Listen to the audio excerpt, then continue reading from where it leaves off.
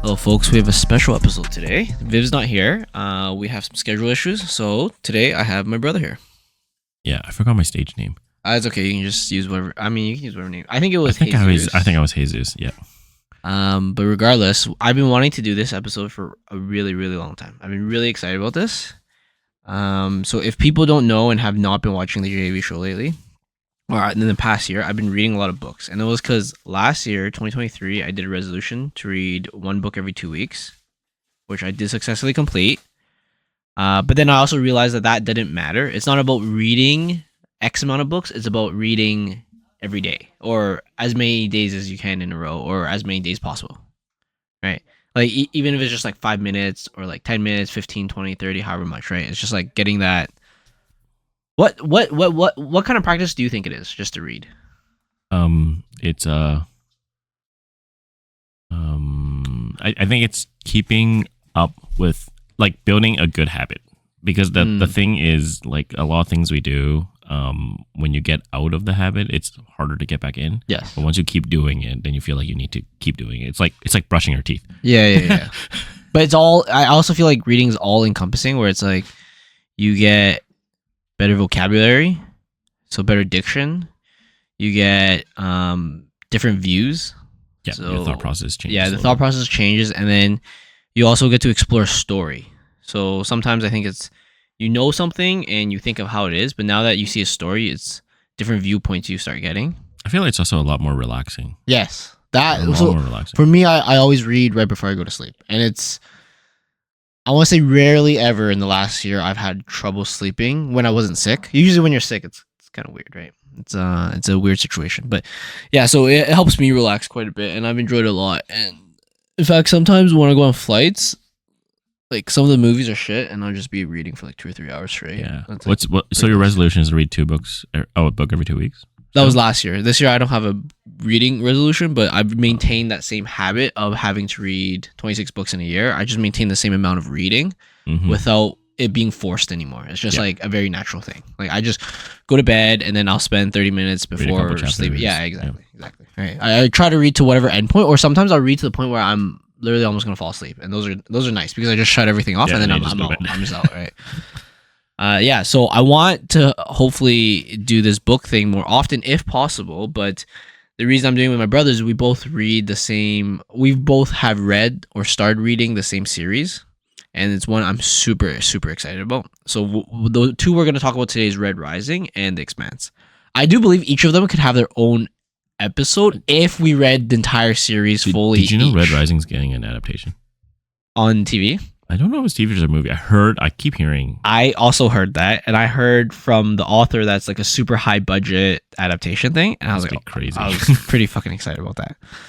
But yeah, also just forewarning for people, this is going to be filled with spoilers. So if you want to read any Red Rising or any of The Expanse, I would say stop listening to this very, very soon, because we're just going to dive right into it. Like when I was little, I actually always hated book reports and like a class reading a single book, but this feels different now. Like when I'm an adult and I read something like this, I'm like, my friends are never going to read this, but I want to talk to someone about it. Yeah. And I think the other thing is as you're an adult, you appreciate reading more, and you tend to read stuff that you want to read instead of being forced on you what you can read. And actually, I just realized this recently. So I have a few friends that I play volleyball with that are teachers. Yeah. And then do you remember like back in the day when we were in school, like the English classes, they're always like, oh yeah, there's like certain books you have to read. Yeah. Right. So then I asked some of my friends, and I asked them like, hey, when you teach English, like in the curriculum, does it specifically state you need to have a Canadian author, or you need to be like something about the war or whatever, right? Yeah. Like, because it feels like there was always a theme, and then they're like, no, you just pick a book and make sure it fits something that you can teach. Oh, so I'm like, oh, so we got screwed. There were some teachers. I remember there were some teachers who was using Lord of the Rings as their book. That's sick. But I could also see the reverse, where some teachers might use like very political books, or like slightly political books with certain political views, and that could be really screwed for the students too. Because like, not saying like I love his books, but if you start making kids read George Orwell stuff, it might lean them one way or the other, which may be contradictory to their family views or other stuff like that, right? So it gets kind of fucked up if the teachers can pick that. Because to be honest, like I know teachers too, and you know teachers too, and I like not bashing on them, but it's not like they were like the craziest, super smartest people and like knew everything politically and stuff. So like their views could be flawed too, and now they're teaching some stuff too, right? So it's like, oh, that's kind of weird. Yeah, they should just teach kids how to critically analyze. I think that's the important part. Is like how you can just see multiple points, but know how to analyze. What it means. Do you think there should be like a library, like a set of books where it's like this is not mandatory that you read them all, but it's mandatory that you do, or what you pick for book report has to be within this realm of books? Yeah, well, it would make sense because it can actually narrow the students' focus. Because if you just be like, okay, pick any book you want and do a book report, you literally just have like open-ended. It's open-ended for all the students, right? And there's students who would literally get lost because they need to be focused. Yeah, that's true too. Well, I also think like some books are actually classics. Like I could read it right now and I wouldn't get bored of it because it's still a good book. So like I think when I read To Kill a Mockingbird, I thought that was actually a good book. Like that was a good classic book, and it just teaches moral justice and righteousness. There's nothing political to it. It's literally just like be a good person kind of thing like that. Like don't be racist, which is like very like simple thing to teach, where it's like morally correct in every atmosphere. Yeah. So yeah. Anyways, so we're doing this cool book. It's not really a book review. We just want to talk about it. It's like people talk about the shows. It's like we talk about The Boys. We talk about like. Did you just do an episode on The Boys? No, we haven't. No, we haven't. But it's more likely if you talk to someone, they'll watch a show that you may have watched. But it's very unlikely that they've read a book that you've read. Unless you go to one of those like, well, actually, if you go to like comic like geek conventions, I don't know if you will see people who read the same book. So if there was ever a convention and the Red Rising author was there, and there's like a fan base of Red Rising people, I think I would go. Okay, so the only thing that's closest that I know of, there was actually two conventions. One is what's that stupid? There was an award for sci-fi books. There was an award, like an international award, and it rotates countries every year. Yeah, the one you said that's kind of biased. Yeah. It was controversial last year because it was held in China and they purposely did not like kicked out everyone who like was anti-Chinese, even though the Chinese government didn't tell them to do it. But yeah, I forget what that award was called. Anyways, there's that award that because it's held at a convention, and then Brandon Sanderson hosts his own convention because he's so big. Oh really? You know who he is? No, I don't know what. So he's a fantasy author. Yeah. I'm actually reading one of his books right now. And he actually finished The Wheel of Time. The Wheel of Time is like a very big fantasy book series, and then the author died like when he had like a few books left. So then he was asked by the author's wife to finish it. Oh. And then he actually has his books are really fun. They're nice, fun fantasy. Brandon Sanderson. Okay. Yeah, he has the biggest Kickstarter all time. Brandon Sanderson. Biggest Kickstarter all time. I feel like it's what's the series called? Do you know? There's a few series that he wrote. So the Wheel of Time is one of them, right? He finished the Wheel of Time. Okay, so I think at some point I started looking for books, and I think this was on my list, but then I realized how many books there were in it, and I was like, I don't think I'm on book 9. There's like 15. I was like, I don't know if I should do this. No, 14. I'm on book 9. I'm almost done. So I say I don't know if I should do this, but I said the same thing when I started like Game of Thrones, Red Rising, The Expanse now. The author for Wheel of Time are like, he's like best friends with George R. R. Martin. Oh, really? And then they like reference each other in their books. Oh, that's pretty cool. But yeah, I said the same thing about these other book series, but I ended up finishing them all. So now I'm thinking like, okay, maybe a 10 plus book series isn't out of realm for me because I could finish it in like a year kind of thing. It's a slow burn. Like just take your time. Yeah. I started the first book of this series in September of last year. Yeah. I'm on book 9 right now. Dude, I am like that. I get so addictive. Like when I started actually reading Game of Thrones, like from the first book. You finished in like a few months, right? Dude, I went through that so fast and so crazy. It's just you just couldn't stop. Yeah. Like I think during that time I was also going to Japan, and literally on the train from one destination to another, I was just reading it. I was like, I had nothing else to do. I didn't have like internet set up on my phone because we were just using Joyce's phone. So I was like, Joyce was already asleep. So I was like, I'm just gonna fucking read this book, and I just like went through that. There are like some slow parts, but most of Game of Thrones was pretty exciting. But that's not about this discussion. This discussion is about we'll do that one next time. Red Rising. Yeah, I mean, it won't take me long to catch up on something. So first, I want to talk about Red Rising. I've been talking about this on the podcast for so long, and now I have actually someone to talk to it about. So I'm gonna give you guys a synopsis or a quick overview of Red Rising, and then we're gonna get into the book. So then after the synopsis, I think you guys should leave if you want to read this book, and if you don't want to read this book, go ahead, stay, and you can listen to all this. So Red Rising, let's see. It's a futuristic society where society is broken into different classes, like a class system. Yes. You read more than I have, so you probably have to stop at a certain point, right? Yeah. But like very basic general overall. So they're on Mars. Yeah. Red Rising class system. I just want to get this right. Classes like based off colors, right? Yeah. So pretty much just general overview. Society has gone in advance. So let's say this is like 1,000, 2,000 years, whatever many thousand years ahead of where we are right now. And they've broken up they pretty much became racist, right? But instead of being racist because you're a certain color, they created colors, right? Yep. And you fit into those colors. Yeah, exactly. Based on what you do. So just going from top to bottom, I can say golds are the top, and those are the rulers of the society, right? Actually, I wouldn't even call this a class system. It feels more like a caste system, like an Indian caste system, like the ancient Indian caste system. Where like literally one grouping is on top of another. And like you are born into that group too. You can't even like move. Yes. So you're like when you're born, there's certain say like genetic stuff they do where you're born into. So if your parents are red, you're red, kind of thing like that, right? And typically people don't intermix between the different castes. Yes. So that's as far as I know. Yeah. So like golds are with golds, reds are with reds, stuff like that, right? So again, it starts with golds at the very top of the pyramid, and those are the rulers. Silvers are the business people. Whites are the clergies and the judges. Coppers are the administrators, lawyers, and bureaucrats. So that's kind of like the top part of the triangle. Those four with the gold at the very top, right? Those are called the high colors. So those would, just imagine they are the Elon Musk, the Trumps of the world, like all the Xi Jinping of the world and stuff, right? They're just CEOs. Yeah, stuff like that. And then after that, you got the mid colors. So just below that, you got blues. So blues are they're pretty much like navies. Like they work on ships and stuff. So they are like the pilots of the ship. They're created in a certain way to be able to like function better with a ship. I don't even know half these colors. They weren't even introduced. No, I some of these aren't as important, but yeah. And then yellows are like doctors and researchers. Greens are programmers and technicians.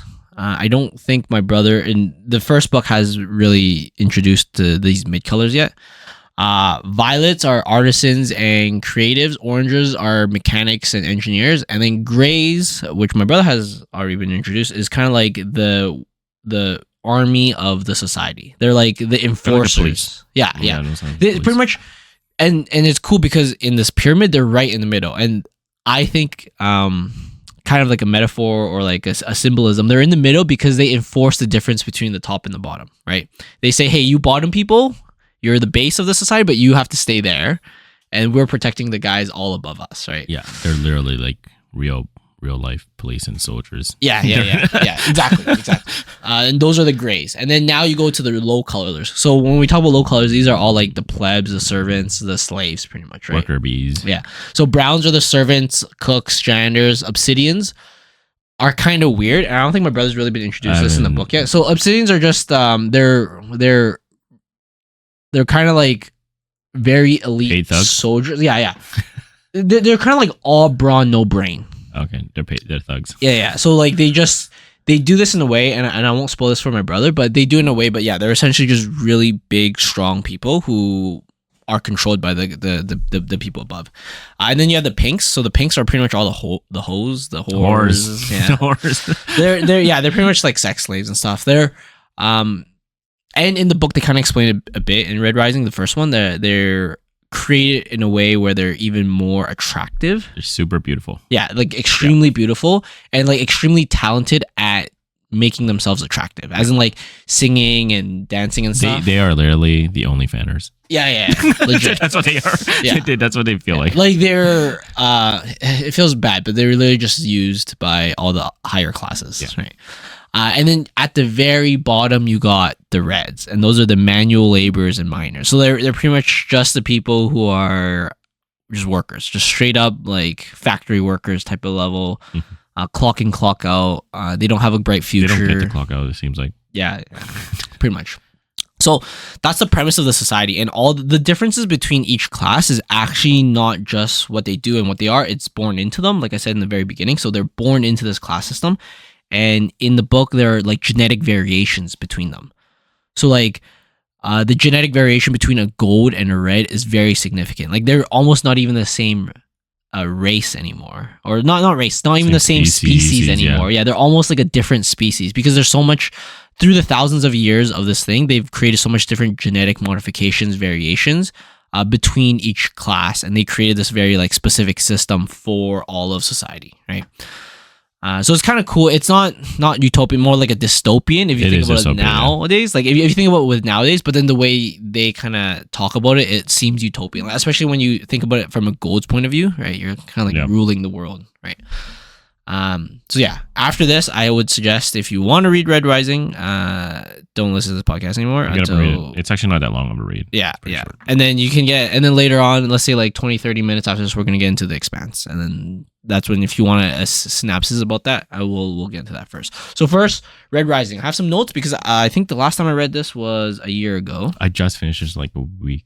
So it's still super fresh for you. So fresh. I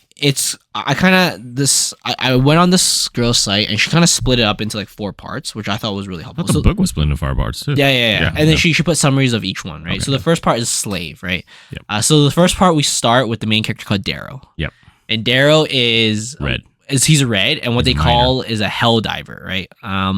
He mines. What's the stuff he mines? Helium. Yeah. So what they do is they go into Mars core, they mine helium. Helium is like the fuel for all of the worlds, right? And what they're constantly being told is that you are helping build society. You're building Mars. You're terraforming Mars. Yeah. And when Mars is like completely terraformed, you will be like the owners of Mars. Yeah, like because you did all the work. Yeah, exactly. So like they pretty much told, and foreshadowing, it's not completely true, but they told all these Reds that you and all your generation before has been helping us terraform Mars by mining the fuel we need to terraform Mars. Yeah. So Darrow is a hell diver, and what that means is he is in the drill claw, which is the tool they use to mine, and he's the one that goes the deepest. So he's the one that actually like drilling, while everything behind him is like grabbing the helium before him. So every other worker before him is just grabbing the stuff that he's creating the path for. Right, so that like he's kind of like top dog, let's just say, right? Like he's the top of the red miners, right? Yeah. And then the book starts that there's like you kind of understand that Reds are kind of a really shitty society going on right now, but they make it so like these guys are helping they make it feel like you're actually doing work that's meaningful. Yeah.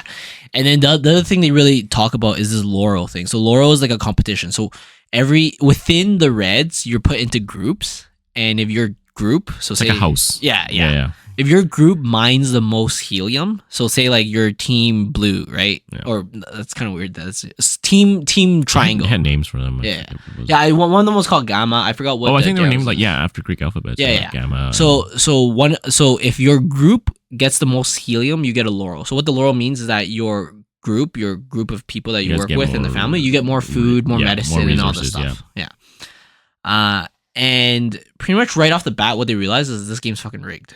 It is. So they rig it so this one team, Gamma, wins every year. And I think it's by design where it creates resentment.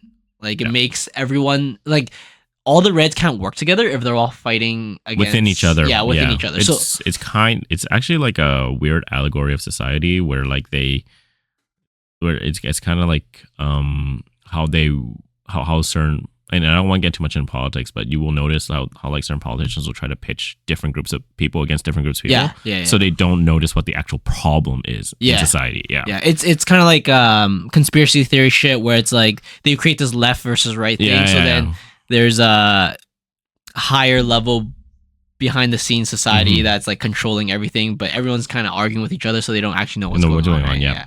It's kind of like the whole alien thing too. It's like, you can't really talk about aliens if it's left versus right, and they can't really figure stuff out, right? So they use that concept in this book to make these societies within the Reds fight each other, so they can never actually get together and revolt against these other classes, right? So it's cool in their society. Your life expectancy is very, very low. So Daryl, I think you get married at like 13, 14 years old, and you start reproducing, and he's like dead in like at 30. Yeah, exactly. Like, just because the conditions you're in. I think this is a bit more science based, but when you're in those areas, you have more radiation. Yeah, and they're also like underground, so they don't even get natural light. Yeah, they have like so they literally just naturally would die a lot earlier, and that's what they're designed to do, right? Designed by this bigger society, right? One thing still within Daryl's story is that they reference this very early, but he uses the sling blade. I'm trying to find a picture of a sling blade. So I think probably it's like a Red Rising sling, yeah, right? Yeah, it's like a farming tool. It's like a scythe. Yeah, exactly. Yeah. It's like a scythe, usually to cut like wheat, I think, back in the day. Yeah. Like back in the Egyptian time, it feels like that's what they were using this for. Or maybe even earlier. So just saying, like, this is something that is a reoccurring theme or symbol within. It brings it up within often. Red Rising. Yeah. So what happens is that Daryl's family didn't win the laurel, even though they knew factually that they got the most helium. Like they just got so fucked over. Yeah, he was so pissed. So he got super pissed, and his wife Io was trying to get him to like calm down, and she actually found the old ventilation tube that connects to this greenery area, which is really weird to them. They've never seen grass before, right? Yep. They've never seen a tree. They've never seen grass. They've never seen any of this. So then she found this place and she showed him to try like calm him down and stuff, right? And he sees it. He's like very happy, and well, not very happy, but he's still pissed about the situation. But he gets to spend some time with his wife and stuff, right?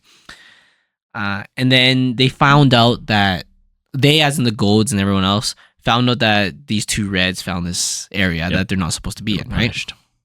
So the punishment is lashing. So like they literally just take whip and they just literally get caned. Yeah, exactly. It's like getting caned. Exactly. And then what Io does at this point is that she does this song. Like she sings a song. It's called like It's literally like Hunger Games. She sang a song and she becomes like a martyr. She dies, right? Yeah. She dies. So like if you sing the song, you die. Like you're not allowed to sing. You're not allowed to sing and dance. I think that was the thing. Like Reds are not allowed to have fun. Yeah. Right. And then she sings and dance, and well, she didn't dance. She sang the song, and then she becomes a martyr to the people, right? And it's not just the Reds. I think it like later we find out it's like to everyone who's oppressed. Yeah. That they see there's someone revolting. She became the ultimate symbol because what they did, I guess I'll forward track a little bit. There's a terrorist society, quote unquote terrorist society called Son of Ares. Yep. And they took that footage of her singing and broadcast to everyone. So then now everyone thinks she is the symbol of freedom and justice and stuff like that, right? Yep.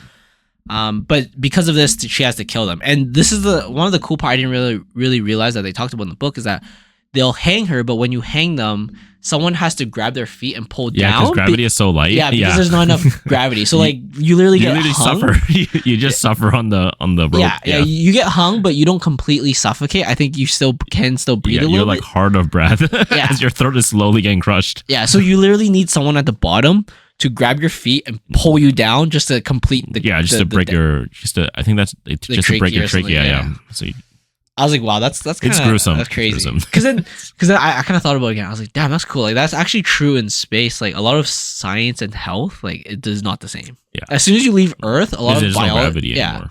As soon as you leave Earth, a lot of biology changes because it's not just no gravity. Even if you have lesser gravity, everything changes. Yeah. So I was like, oh, that's kind of cool.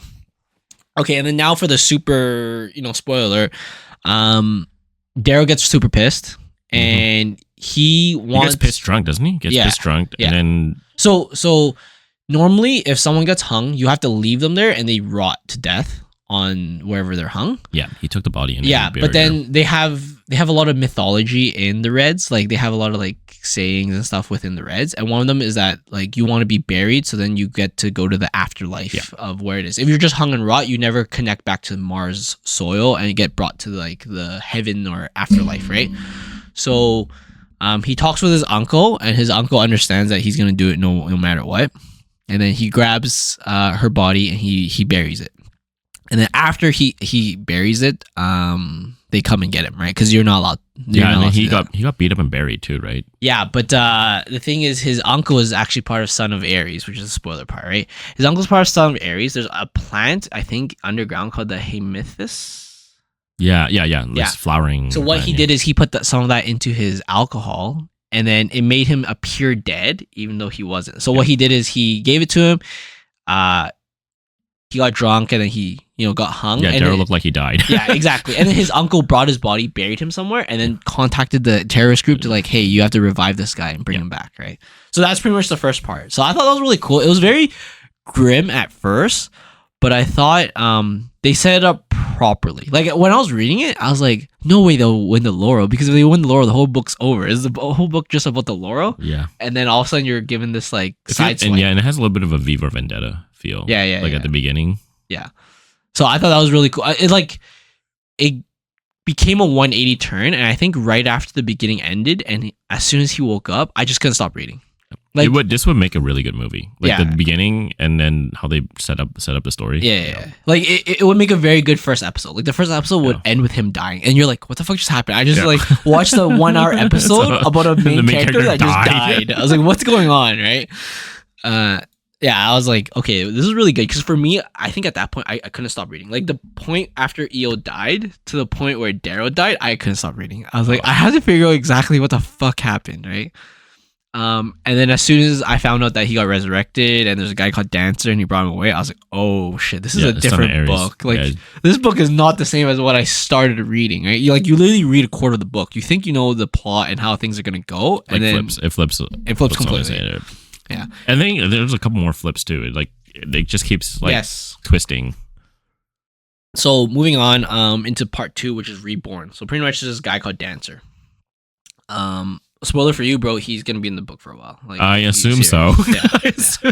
Yeah. So he's a character, essentially, right? So what he does is he takes Darrow, and then he explains the plan, right? Yeah, he explains the plan. The plan is like, hey, we're gonna turn you into a gold, and you're gonna infiltrate the gold, and you're gonna like turn the system on itself. Right? Yeah, it's literally like the typical like spy thriller plot, right? Where you infiltrate and then you try to climb up as high and then destroy from within, kind of thing. It also explains to us where it's like, you can be a rebellion and you can have all this like demonstration and stuff, but you need something like to change the paradigm completely. You can't just like keep fighting on one end and just like, like fighting from the bottom. You have to find a way to like infiltrate. You fight from multiple points. Yeah. I think we learn like later in the books too, we realize like, oh, he's not the only one. Yeah. Exactly. So it's cool too, because they explain the whole genetic modification thing. So like golds and reds are completely different. Like golds would be like Master Chief, like 8 foot tall guys that are like super muscular, huge muscles, huge tendons, huge bones. Well, I don't know if they're super smart, but and pretty fucking smart. So like what they did is they have guys who are carvers, so they're like expert at genetics, like human stuff. It's almost like a surgeon. Yeah. When I read it feels like they're doing like weird surgery. Yeah, they're literally throwing muscle and bone into him. Yeah. Like they're literally just throwing shit into him and like and his pumping body him full of drugs. Yeah, like steroids, all the thing. Like they're juicing the fuck out of this guy and giving him everything. Like crazy amount of like bone density. Because the difference between a gold and red is so significant. Like a gold could step on a red and kill them. Kind of. It's like the tank that Goku sits in when he's Like the hyperbaric chamber and shit. But then that's one aspect. One aspect is the muscle part, and they also have to make him better in terms of brain. So they have this thing where you just sit there and you can like absorb 10,000 books and shit.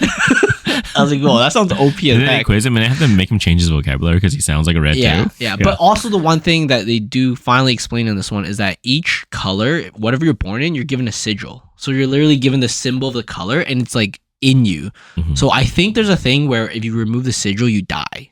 Yes, I had to replace a chip or something like that. So then as they were replacing his red sigil for the gold sigil, he like temporarily died, and they had to like resuscitate him. But then this guy, the carver, the surgeon, he's like one of the best, I guess, and he makes pinks apparently. Yeah. He makes the pinks really beautiful. He puts wings on them and exactly. Stuff like that. And carvers don't just work on humans. So like I think they briefly talked about in Red Rising, the first book, but they also work on animals, right? So they like create crazy animals and stuff. Yep. And later on, a bit spoiler for you, like they literally do this as a sport. Like they do this for see fun. Who's better. Yeah, like see who can make the best like whale or something like that. Like that doesn't actually happen, but that's what they do, right? So this carver does that, and then they also make him learn all these different books. Like he's literally reading like 50,000 books a night or something like that with some type of device in his ear. He like absorbs a library. Yeah, exactly. And they're pretty much just investing a lot of money in him because they want him to potentially be one of the ones who are going to rise up through the rank. Yep. Yeah. Again, Red Rising is the whole book, right? So you kind of can assume this, right? And also here, he also finally learns the history. So I think I read a bit about the summary. So at the current time of him going through this, Reds or humanity has entered Mars 500 years ago, and that was when Red started. Yeah. And 300 years ago, so after 200 years that Reds arrived, other colors started already coming. Yeah, and then I think in the history, he says something about like Earth. Yeah, Earth sent colonists to like the moon and Mars, and then the moon rebelled, and then I think that's where the first golds were. Yeah, so they sent nukes back down into Earth. Yeah, exactly. So there was a breaking up between Earth, so like Earth and Luna kind of split, and like the people at Luna said, like, why do we need you guys, right? Like, why are we paying so much taxes to you guys, right? Just threw nukes right back at them. Yeah, so then they pretty much had a war. I think they called it the Conquering. Yeah. And that's when they kind of battled each other, and they finally decided on this class system of the golds being the best. And got rid of democracy. I think that was a big thing, too. They talked about. Yeah. They got rid of democracy. Yeah, so then it kind of went like way back in the day where like there's houses and families and classes, and like different families are stronger. So like, kind of like in Game of Thrones, if you're a Lannister, you're higher up and stuff. Yeah, you're like the house of you're like the big dog in the West. Yeah, exactly. So like, there's also houses within the society, and the house obviously mainly has golds as the top of the house, but they also have other like they pretty much have their own servants and stuff. Yeah, vassals, like that, right? pretty much like vassals. Yeah, exactly. So he learns all of this. He learns how the society kind of works, of what he knows best. And then right away they're put into a test. So they have a thing where you're put into a test, and it's like an entrance exam. Yeah, if you pass to the academy. Yeah, if you pass the entrance exam, you go into an institution, and then in the institution there's further testing. I read the summary a bit more, and pretty much if you pass the first thing, you will go into the institution, and if you do pass the institution, you're pretty much going to become like the top dogs, right? Yeah.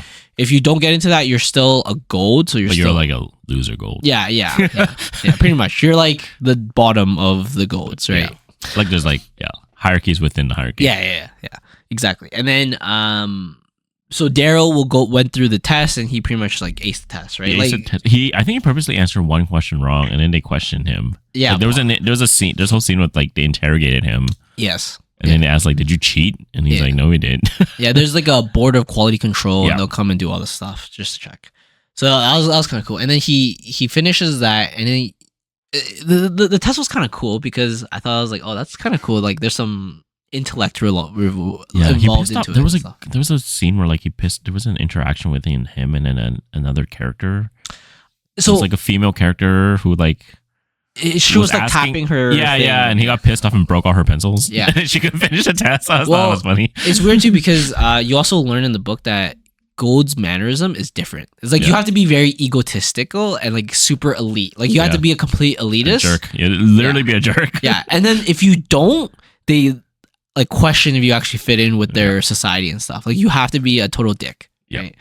So I was like, oh, that's kind of weird. Like you always have to talk down. Nice guys literally finish last or dead. Yeah. So it's kind of cool. So he passes his test, and then after that, they bring all the people who passed the first test into the institution for another test. Right? Yeah. Second test. Yeah.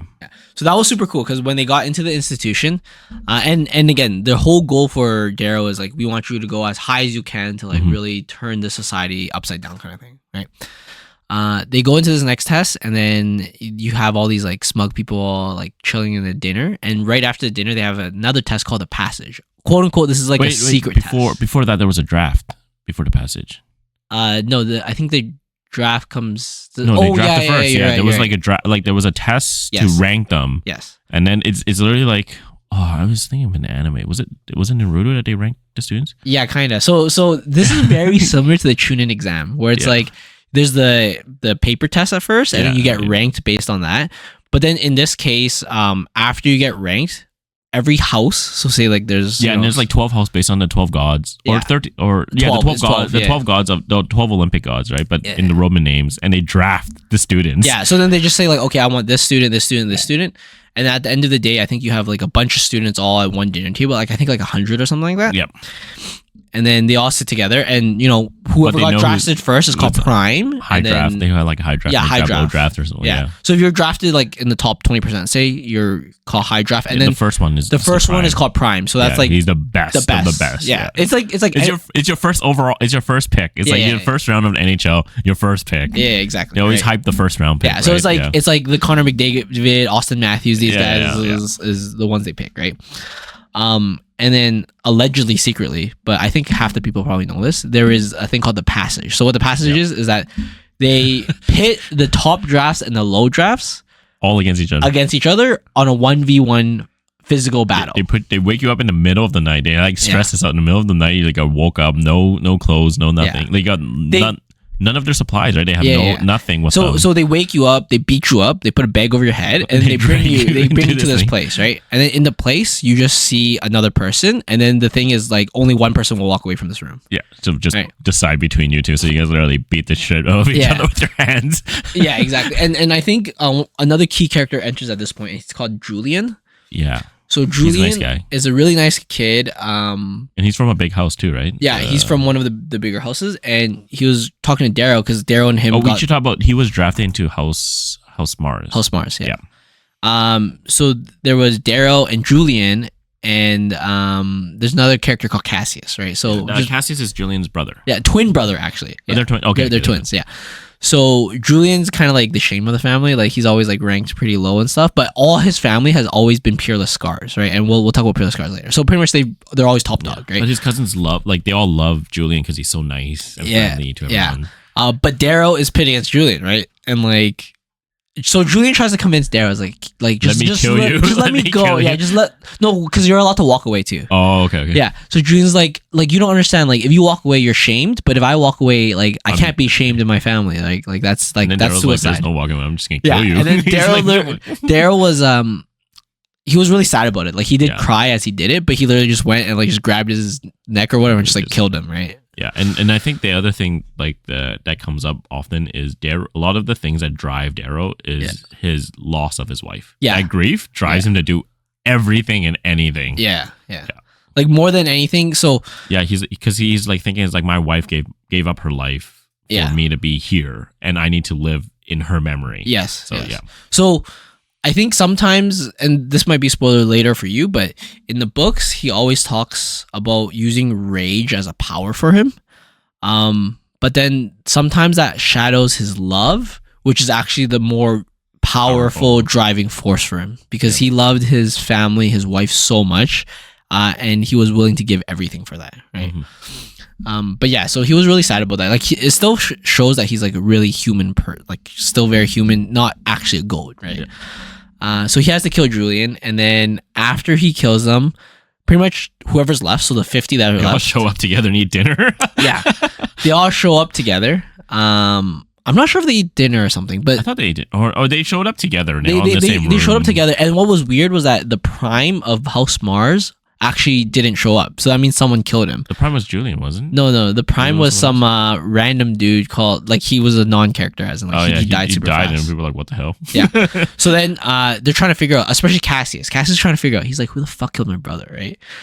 Because what they usually do is they put high drafts with low drafts, right? So he kept thinking like it must be one of the low draft guys that killed. Yeah, because he would not think that his brother would be a low draft because he's very smart. Yeah, and the first few tests were all like academic tests. Yeah. And then so later on, you guys also realize like every single test from the very beginning is rigged. Like if your family has more money, you get pushed through. Yeah. You actually get rigged, but it's kind of unfortunate in Julian's case because he also has a brother Cassius, and they probably liked Cassius a lot better, right?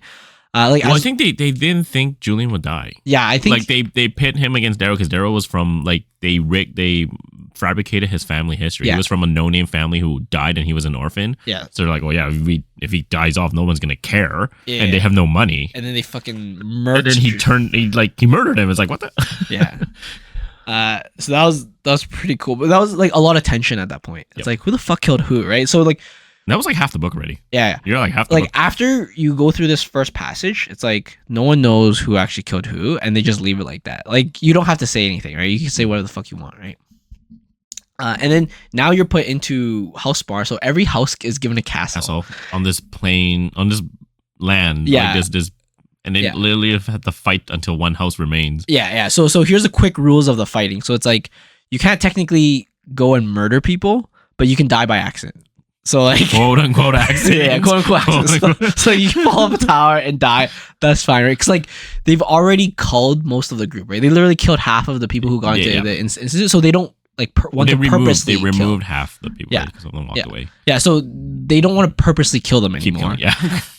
So then they're saying you can't purposely kill people. Remember, these are all literal kids. Like from my mind, like from when I'm reading it, these are all like literally like 16 to 18 year olds. Yeah, exactly. 16 to 19 year olds maybe. Yeah. And then another background for you guys, like Mars does this test, but there's also institutions throughout the solar system. Oh, they did? Okay. Yeah. So there's also different tests in different parts of the world.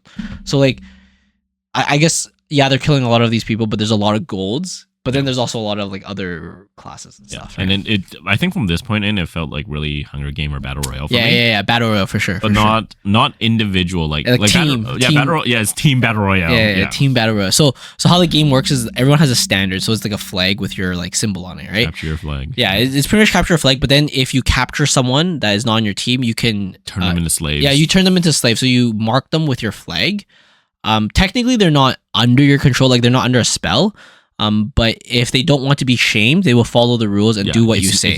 Yeah. But if they don't want to follow your rules, then they'll be shamed. Like it's shameful that they lost and they didn't accept the terms of of losing, right? And losing meaning like you got caught and you got dragged in and So pretty much you get turned into a slave. Pretty much the last team standing. So there's gonna be one team that steals all 12 banners from every other team, right?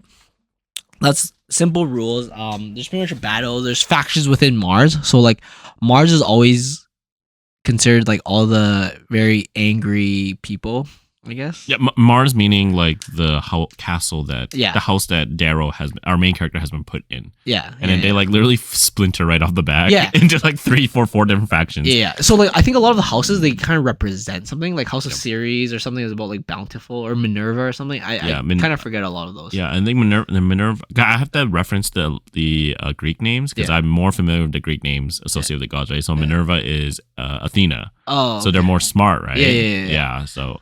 And then I think it was a series is about like bounty or like, and then Apollo is like the sun god, right? So and he's like an archer. So all of them have archery. They're all archers. So the game is not fair, just by the way. Like as in like each castle has different things that they have. Yeah. So like one castle might have like food. A lot of food, and another castle might not have any. Yeah, Mars has fire. I think they can make fire, right? Yeah, and each castle.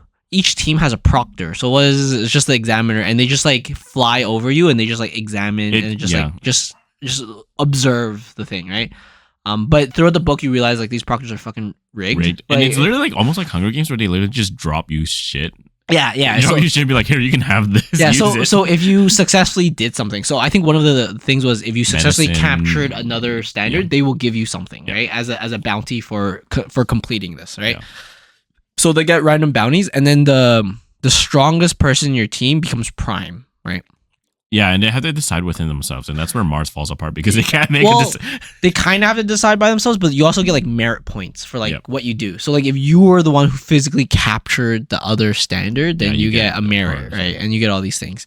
But yeah, like Mars is complete chaos. Like there's like different factions and stuff, and they're not united at all. Whereas all these other groups, it feels like in the book they're more united. Yeah, they have, I like, found one goal. This piece, like the first little piece of when he was describing his own house and how they were doing. Like I'm like, you guys are so messed up. Yeah, you guys are and fucked. It was like so confusing because they just keep name dropping a bunch of characters. Like all the time, like this from this faction, that faction, and that faction, and keep fighting amongst each other. Yeah, so they have like internal strife within, and it's just weird. But for some reason, Darrow and Cassius are just like the biggest, the strongest, and stuff. Yes, but there was a Titus. Yes, so then they also introduced another character who had a faction, and his name was Titus. Yes, Titus, and he's a savage, a complete savage. He's in House Mars. He's like rapes people and kills and shit like that. Oh, not kill, but like beats them to half dead, cuts their ears off. Yeah, exactly. Mutilates them.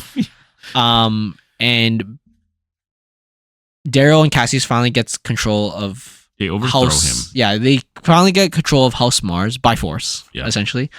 And in a room, he talks to Titus, and he realized that Titus is actually also a red. Yeah. So then I think that at that point you realize there's actually more than one Yeah. gold who is actually a red, and were probably sent by the son of Ares. Yeah, exactly. Yeah. So like Son of Ares actually has some more dwindling in this. It's not just Darrow, right? But and we only find that out because of the fact that he said bloody damn. And Darrow uses a sling blade like a helldiver. Yeah. So Titus thinks Darrow was, but he couldn't confirm it. Yep, and then Darrow confirmed it by Titus accidentally saying bloody damn to him. Yeah, there's like certain vocabulary only certain people know how to use. Yeah. It's like have you watched Inglourious Bastards? Yeah. You know how like the German could tell if you use the three, like your tallest three fingers, or if you use like your thumb and stuff, he can tell if you're German or not, right? Yeah. This is a similar thing. If you use a certain vocabulary, they can tell you're not gold or if you're red, right? So they figured out, or Darrow figured out Titus is red, and then he's like, "Fuck, I'm a red too." And he doesn't want to kill him. I think at one point he doesn't want to kill him. Yeah, he doesn't want to kill him because like the odds will be for him if he gets through, right? But then everyone will sus him if he doesn't kill Titus. He really doesn't want to do it, but Cassius just like goes and does it. He just like passes Darrow and just like kills Titus, right? And then from there it gets really muddy where it's like they're trying to figure stuff out, and all of a sudden Cassius found out that Darrow killed his brother. So Cassius actually betrays Darrow and like I think he beats him up and leaves him. He almost kills him, but he doesn't, and leaves him to death, right? And then this is where it's like kind of weird again. You're like, what? Did Darrow actually die? And then obviously the next part, he gets reborn. He was saved by... He was saved by Mustang. Mustang. So in House Minerva, one of the first houses that Darrow attacked, they, Yeah, and they disposed of their leader, which was Minerva. Oh, no, sorry, not Minerva. Mustang. Yeah. Mustang was so one of their leaders. Pretty much Minerva was completely disbanded, but then House Mars never stole their yeah, so standards. they're technically still there. So they're technically still there, but they don't have anyone left. Like most of them are all enslaved already, except for Mustang, who's the leader, and she like ran away with the flag, right? Hit the flag. And then she saved Darrow. I think it's because like Darrow was like Darrow didn't like take her out, and so she was like kind of repaying her. Like in one of their battles, Darrow didn't like kill her. I think Darrow didn't enslave her. Yeah, something like that. For whatever reason, and then she ran away, and then she finally saved was a him. repayment, and then and then another character and we developed feelings. Yeah, pretty much the typical stuff. Another character we kind of skipped on was Serval. Yeah. So Serval is like the black horse. Like he's like a low draft that no one thinks about, but he's super fucking exactly. He has really good survivability skills, so he just goes out there and he just survives, kills animals, eats, does whatever. He doesn't actually know about the betrayal till later. Yeah. What he was told when Cassius betrayed Darrow is that Darrow got taken away from the Jackal, so then Serval went and tried to find him. And these guys all get like nicknames. Like it gets really confusing because you get like Darrow, you know his name, but then he's given a nickname called the Reaper. Yeah. And then there's like other people. And Mustang's real name is Virginia, right? Yeah. So they give each other these names. Nicknames. Yeah. So for Darrow, they call him the Reaper. He wanted to sound super scary, right? And then his like the first weapon he ever wanted when they had a weapon stash was the sling blade, which is the same weapon he used when he was as a hell diver. So he's very well versed in it, right? So yeah, like he uses that as a symbol throughout all the books. The name Reaper and the sling blade, pretty much, right?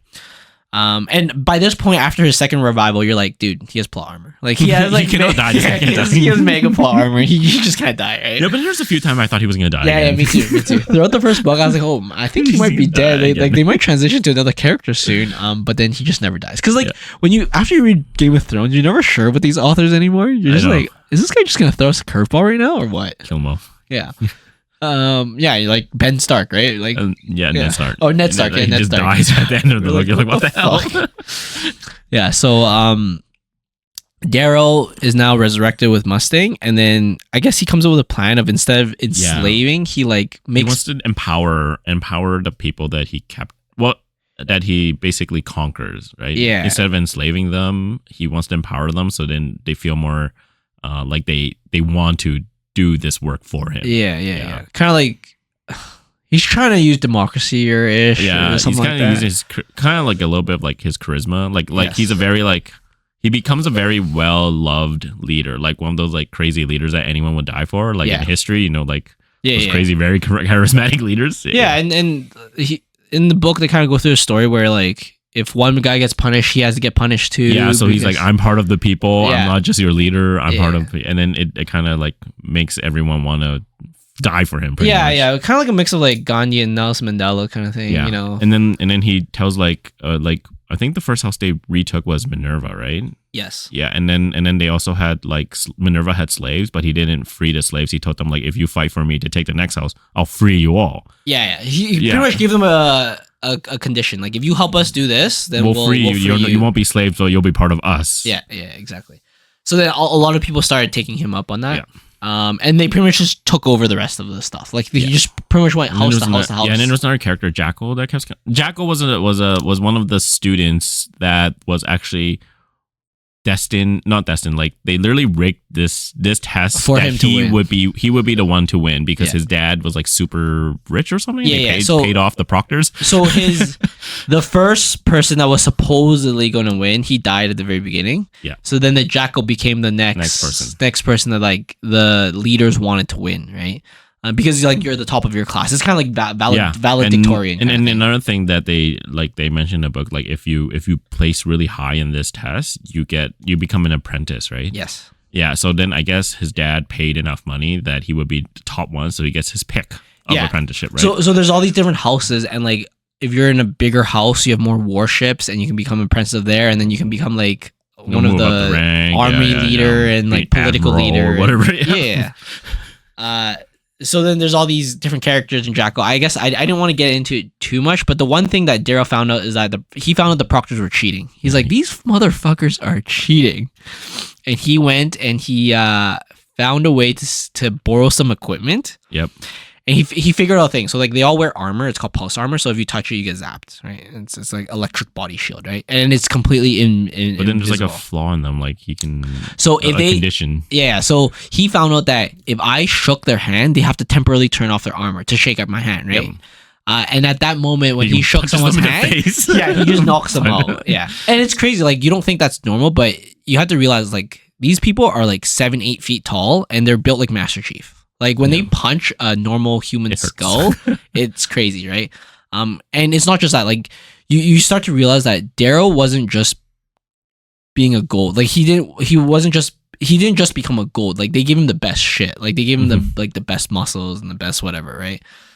So he just like knocks these guys out and he starts like stealing their armor, and then he starts equipping his people with their armor. Yeah, and then what you also realize is that some of these teams actually have some crazy weapons and stuff, and that was given to them by the proctors. So like the whole game's rigged. You just realize like this whole thing's fucking rigged. Yeah, like these teams get like fucking ion blades and shit, whereas this like Team Mars get like fire. Right? Yeah, Team Mars get fired. And it was funny because Mars was like, I think he realized like, oh, Mars was destined to not even win the game at all. No one for Mars was, because they didn't even get food. Yeah, they were always rigged and shit. Yeah. And then so the other thing you also realize that in this field of where they're battling, at the very top there's a Mount Olympus. Yeah. And then that's where all the proctors stay. So they just sleep there, and then every day they just come down and they just watch people and stuff, right? And they also stop people from killing each other too. Yeah, so if someone's about to intentionally kill someone, they'll come down and stop them. Also, if someone gets hurt to the point that they can't play the game anymore, or they could potentially die, these medbots will come and they'll heal you and they'll bring you away, right? So Daryl finds a way to get into Mount Olympus, and he just starts killing proctors. Like he kills them all. I think. No, he doesn't kill. Does he kill them all? He starts beating them up and like tying them up, and then like taking their armor and starts arming all his people. Yeah. Right. And then he pretty much said like, fuck the game, I'm gonna like kill all these proctors. And then I think the game officially ends when the last standard's taken. Yeah, and he did. And the last standard is the Jackals, which he's just hiding somewhere, right? And yeah, so like it's pretty cool. Like he just goes up there and he just like fuck shit up. Yeah, I think there was a minor twist at the very end where the Jackal, like his quote unquote person that he falls in love with, or has love it, Mustang, is actually a twin sister of the Jackal. Yes. And then he gave her a bunch of armor and sent her to go fetch him, to go beat up the Jackal and take the standard. And then he's like, "Oh crap, they're twins." It was really weird at this point because it was so late in the book. And there's like literally 10 pages left. Yeah, I'm like, how's this plot twist gonna work? But she's loyal to him. Yeah, Mustang's loyal to Daryl. I think she's also just loyal to like the right thing to do. Yeah, I think she doesn't really like her family. Yeah, that's what I've noticed. Yes. I think she doesn't like her family. You'll find out in the later books. But yeah, so then pretty much the game gets upended. the people are coming now. So like at the end of the game, all these people will come and just end congratulate the winner. And but then they found out like, what the fuck's happening? Like this game's all fucked up right now. Like all these proctors are like getting beat up, like, getting like tied up. They always mention like, oh yeah, like we ran this game like however many years in a row. Like we've seen everything, and then like we've never seen this before. Yeah, it's like a weird situation. Yeah, and it's cool. So like. The other trick too is like Daryl gets Servo to find all the surveillance equipment, and he alters the video so the people who come will see exactly what Daryl wants to see. Yep. Right. So I think Daryl had this all planned out. So like after the whole potential betrayal, they found like Mustang's good, and then Mustang and the Jackal's dad comes, and he's like one of the top. He is the arch emperor. Like he controls all of Mars. He's like the second under the. Under the emperor or whatever. So the emperor is like Octavia Alun, like that's her name. She's like the ruler of everything, right? And he's like second in command. Exactly. Like each planet has their own commander, right? And the dad of Virginia and Jackal is the commander of all of Mars, which is the planet they're on, right? He comes down and he's not really afraid, but he's like, fuck, like everyone cheated, right? And like we don't want to get exposed, right? And then Daryl was like, okay, I'll like kind of like not directly, but he pretty much just said like, I'll keep your secret, but I have to be. He offered him to be his son or something. Yeah. Like he offered him. He's like saying like, my family's not that big. I don't have many golds left. Yeah. I'm willing to like bet on you. If you be quiet. Yeah. If you be quiet about all this cheating, all this fucked up shit, because it happened on his planet, right? So like he must have known some cheating was going on, and he actually participated. He was one of the ones that orchestrate the whole thing. Yeah, exactly, right. So that's how the book ends, and it's just like, yeah, he's willing to take him in at almost like a son, right? Just so they don't talk about this like cheating and Proctor and all that shit. Yeah, and then I think it just ends with him joining the family, right? So how did you enjoy that book and all the? I like the book. As a sci-fi, I would call it like a sci-fi fantasy. Yes, for sure. Yeah, definitely a very enjoyable read. Yeah. Lots of action. The one thing that jumped out at me that I might have a little bit like that I didn't like is like how they drop names so quickly, but don't do a lot of explanations of who they are or what they are. But I mean, I guess you figure it out. It's not that bad. But overall, it's actually a very, very good book. Yeah, and of the Red Rising series, the 6 books that are out right now, this is probably my bottom second. Like this is like, so it only gets better. Yeah. So like the 4th book is probably my least favorite, and then this one is my second least favorite. So like it only gets better from here. The one thing I didn't like was like how rushed it was near the end. Yeah, like I felt the ending was really, really rushed. Like they had so much build up. Like literally 75% of the book was building up to Daryl finally controlling all this, and then it was just so rushed at the end. But I get it. Like, and when you start reading the other books, you are like literally thinking, oh, this was literally just a Chunin exam in Naruto. It was nothing compared to the actual entire story of the actual thing, right? So I was like, oh, that's pretty cool. Pretty good setup. I like how they hook you in so much in a very clever way. I like all the twists. Yeah, twist that happens all the time. There's a lot of smart twists, and unlike George R. R. Martin, I actually like the author in terms of how regular he is. Like he actually publishes every 2 years, kind of thing. So like a book comes out. George doesn't count. Like Game of Thrones is kind of I think most sci-fi fantasy authors try to publish once every 1 or 2 years. Yeah, because otherwise they get no money, right? Yeah, that's true. Like similar to the book we're gonna also talk about, The Expanse. I think he publishes every other year. So like his series started in 2011, and it comes out pretty regularly. Yeah. Well, George R. R. Martin, his regular day job, he's like he works in TV. Oh yeah, like he does like producing. Fuck, dude, that guy gotta give up on that, man. He freaking produces shows. Like he's involved in that, like the shows, and he like supervises like writing and all that kind of stuff. You know what it makes me think? I feel like there's not a rich enough guy that said, dude, just finish this book and I'll pay you this much. You know what I mean? Yeah. Right. Well, and then he keeps making the thing bigger and bigger, right? Yeah. So I mean. The good thing I like about this, we should really credit the author. I forgot what his name is. I think it's Pierce Brown. Pierce Brown. Yeah. I think this is the only books he has. Yeah, right? It's crazy. This is the first series he's written, and it's so good. It has, I think, a cult-like fan base. Did it win any awards? Probably. It probably won a bunch, but let's see. Red Rising. What do you call it? The bookography or whatever? Awards? It shows in the wiki usually if the book wins anything. Might not have. Just an adaptation coming. Pierce Brown, recorded books, graphic. Scroll down to the might not have one Reception. anymore. I don't know. It's reminiscent of Hunger Games and Game of Thrones. So exactly what we were talking Definitely about. better than Hunger Games. It's so different than Game of Thrones. I wouldn't compare it to Game of Thrones. Yeah. But yeah, it's good. It's a good book. Yeah. I felt like it was a really cool concept that he created. And then I felt like he set himself up from this first book very well. Like with the whole color system and everything. Yep. You could literally, if he wanted to, he could write side books of every different color and characters of different colors. So it's like super cool. Yeah. Are you excited for the next book? Golden Sun? Yeah, I'm ready. I'm probably gonna start that at the end of the month. Yeah. I have a baby coming, so maybe when after baby comes, I'll start. It's cool too because Pierce Brown said that this next book is gonna be his last book, I think. Yeah, in the series, and he's probably gonna start a new one. Yeah, but it's cool too because I see that he could potentially write prequels. Like if you realize, side stories. If you realize about the conquering of the war before the goats, like that could be a whole like 3-book prequel type of thing. But he built an IP, so that's cool, and then he can use this IP to basically give himself financial gains. Yeah.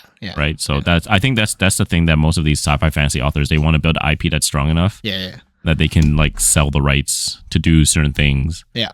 Right. So yeah, I thought that was super cool. I think like you said, there's an adaptation being developed is what I also read about. Yeah. That's really cool because I thought as soon as I finished the first book, I was like, dude, this is gonna be the coolest anime in the world.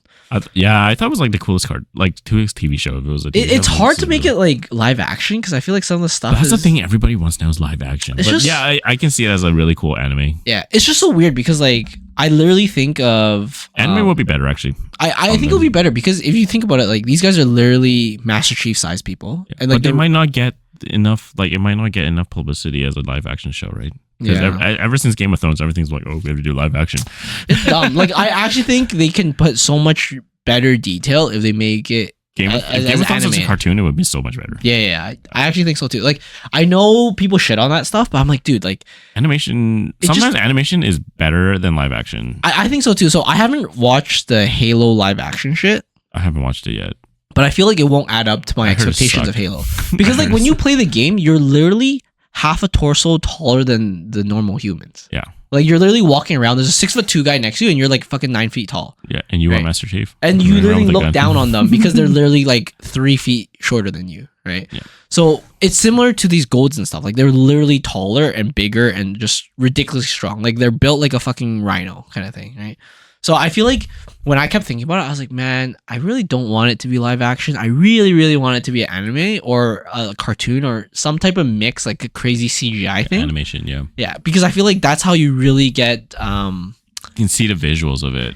You really understand what the author created, right? You're like, oh, these aren't like... It's not just like... You literally...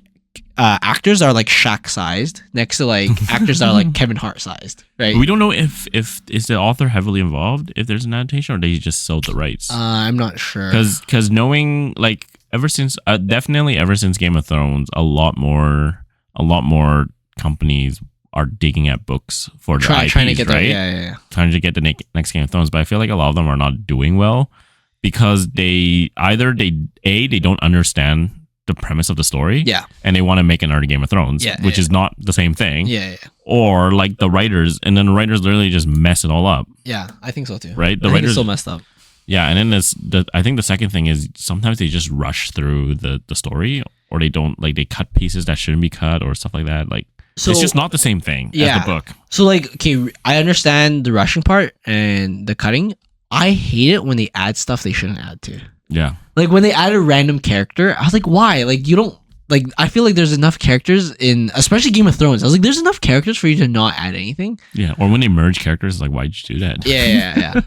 It's like it wasn't necessary. So in Red Rising, I hope they stay as true to the story as possible. There's not that many characters. They should be able to do it in the first book. Yeah, I think so. That many. It's not like Game of Thrones where you literally have like hundreds and hundreds of characters. There will be a lot more characters later. But the thing about Red Rising I like is like they do have like the core, which is similar to Game of Thrones. Yep. And then you'll see the ones that Game of Thrones, this core gets bigger. Yeah. But in Red Rising, this core does not get that much bigger, and then you see characters get killed off. So like it's kind of rigged where you see some plot armor. Yep. But Pierce Brown gets it very, very close. Like he puts a lot of core characters to the brink of death, and a similar character before has died before, so you're like, oh, maybe this character's dead now, right? And then he also draws on your emotions a lot. Like he makes you very invested into a character. Makes you feel things. Yeah. Makes you so invested in a character. So then when that character is in a peril and they're about to die, you're like, you can't stop reading. You're like, fuck, I have to figure out if this guy actually died or not. I think I remember one night I stayed up till 3 a.m. in one of the books. To read the books. Just because I thought this character was gonna die, so I couldn't stop reading. You wasted your time. So I was like, fuck, I have to keep reading. I'm also pretty lucky in terms of the sequence of books I picked too. Like starting with Jade, the Greenbone saga, and then moving into like these bigger. Jade needs to be a TV show. It has to be. I think the Greenbone saga was amazing, but I liked how I started in like a smaller universe, and then I got into these like huge, gigantic universes. Red Rising's not that well. So far, I don't feel like it's that. If I went from Red Rising or Game of Thrones back to Greenbone saga, I don't think I would enjoy it as much. Oh, okay. As much. But starting at Greenbone saga, I enjoyed it so much, and then it just kept going up from there. Yeah. It's like, oh, Game of Thrones was a huge, very, very big universe. Yep. Yeah. And Red Rising, it's still 6 books. It's gonna be 7 books total. It's still a decently sized universe. Yeah. And just spoiler for you, Red Rising comes in 2 arcs. So I think you said similar to the Expanse. Like Expanse, the first 3 books is 1 arc, and the next it has that feeling where the first 3 books, like it's all. There's a time skip kind of thing. There's a time skip. There's some stuff that happens, right? Yep. But yeah, that was cool. I liked Red Rising a lot. I liked the way they created the society. 100%. Like when this book came out, and if a Japanese reader got his hand on it, it would have been an anime by now, I think. If you like Hunger Games, you should read this. If you like the Hunger Game movies, you should read this. That's what I think. I think it's more realistic. There's more. So I've never actually watched Hunger Games, but there's more like gore, death, real shit. Yeah, it's more adult. It's definitely more adult because Hunger Games is like young adult, right? Yeah, But then this is definitely more mature. Yeah. So yeah, that's cool. I would recommend Red Rising to anyone else. We could spend the next like 20 minutes talking about Expanse. So the Expanse, I think, is not as long of a book. The first book. No, Red Rising? Each book was like 500 pages. Okay. I did feel like it was that long because I just blew through that shit. I think it's the way they write it because it's very similar to. So the author James A. Corey is not actually one person. Oh really? They're 2 people. Oh. If you look up, they're 2 people. That's just their pen name. How does that work for the writing? So I guess each person just write each part and they share it or whatever. I guess that's how co-authors do. But that's crazy. They're 2 people and they were both personal assistants to George R. Martin. Oh. And so I think someone can correct me if I'm wrong, but their story started out, the Expanse started out as they created a sci-fi RPG game. Like a sci-fi RPG world. Yeah. And then they were playing with George. Yeah. And then George R. R. Martin was like, "Oh, you should turn this into a book." Yeah. And because they're his personal assistant, they know how to they edit his writing all the time, right? Yeah.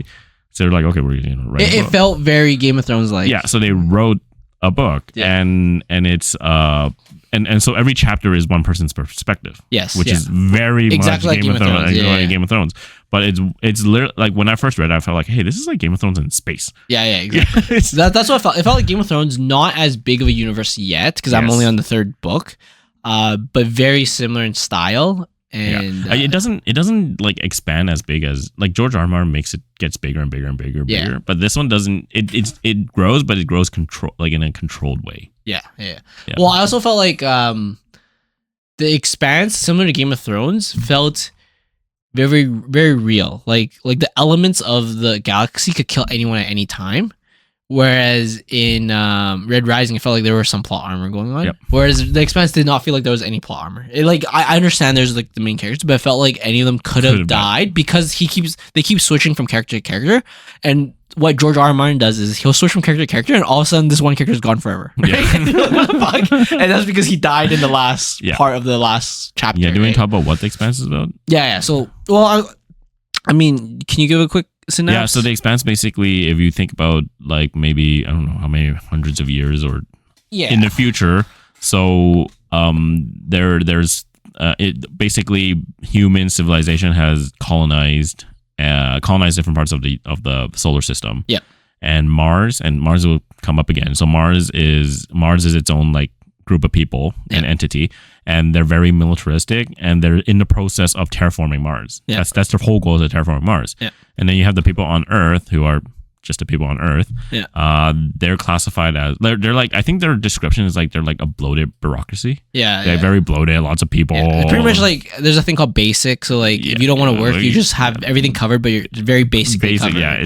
It's literal poverty. Yeah. But like you still survive, and then if you work, then you actually get money and stuff. Yeah. And like if you're a contributing member of society, you can get more money and more luxury goods. And then there's the outer planet. So those are the belters. Yep. Those are the people who went out into the solar system, and they literally mining asteroids or building like colonies on different moons and stuff. Yeah. And their like biography changed because they always lived in like low gravity. Yeah. So they're like taller. Their genetics change very naturally. Yeah. They're like taller, lankier. They can't live on Earth. Yeah. because their bones will break. I think they're called belters because they're outside of the asteroid belt, or they're pretty much outside of Mars where the asteroid belt starts entering into like they're Jupiter at the belt. and stuff. They're at the belt and outside. Yeah. So that's where they live. They're considered belters. So you have these three factions, and they're all like the background of the story is these three groups are like kind of vying. Like there's a very unsteady equilibrium. Yeah. Like any little thing can tip one into a war. Yeah. It's a very like political. It's almost like does it feel like it's like the Cold War. It's like the Cold War. Like the Soviets and the U.S. is like any little thing can cause a nuclear war. Yeah, but also kind of like the Chinese dynasty stuff, where there's like three factions. Yeah, and then like one of them's a bit weaker, but they have some other advantages, and then or they like so often you would ally with one to keep a balance, or you switch your ally to another to change the balance. So that's the political background. But then the story starts with our main character, James Holden, and then he was on a ice hauling ship. Yes. That got targeted and blew up by this random no-name ship that no one knew about. This like stealth ship. Yeah. And then so he managed to escape with a few other of his crew members, and those are literally becomes your main character of the book. And basically they get embroiled into this mystery. This political mystery. Battle. Yeah. And then this other character who is actually solving a missing person case that gets entangled into this. Yeah. And I think you're in the first book. So it gets pretty fantastical after a while, right? Because you get like this thing called a protomolecule that does like a bunch of random shit. Yeah, it's like this thing that science doesn't understand. There's people trying to, make find out what it does, use it for financial gains. Yeah. So how I think of it is like the Expanse went super technology and survival and all that shit, and then Red Rising went genetics and technology, still technology, but like super on the genetics caste system type of shit. And then the Expanse just went like as real as Earth is, but in space with like all these different groups. I think Expanse spends more time explaining like the technology, the science, and make it as believable as possible. Yeah, the Expanse is definitely way more believable. Like it feels very real. They talk about like high G burns and stuff. So pretty much the only reason we can't create these crazy aircrafts and shit is not because we don't have the technology, so and so, but it's more so the humans can't survive in them. Like you can only accelerate so fast before your body turns to mush. And they talk about this a lot in the book, where it's like you can only sustain like 4 Gs or whatever put like anti-stroke drugs into you, so you don't get a stroke. So I actually really appreciate that of the Expanse, is that they really try to weed out all the plot holes in that. Right? Yeah. So Red Rising didn't have to do that because they just said these guys are genetically better, so we don't think about that. But in the Expanse, we're like, oh, there's some science to it that we got to really think about, right? Mostly about like velocity, gravity, but they also talk a lot about like biomed shit. It's like your human body's different in space. Yep. They talk about later in the other books. They talk about how medical processes are different in space. So like if you kill someone in space and there's no gravity, like your blood pools differently than in on Earth, right? On Earth, your blood will pool, I think, to your feet, right, or downwards. When I guess you're standing, we'll just go down. Yeah. Where so pretty much like if you're laying down, it pulls to your back or something like that, right? But in space, it pools wherever the injury is because there's nothing forcing your blood to move anyway if your heart stops, right? I was like, oh, that's really cool that they get into those details and they try to remove all the plot holes of those happening, right? Yeah.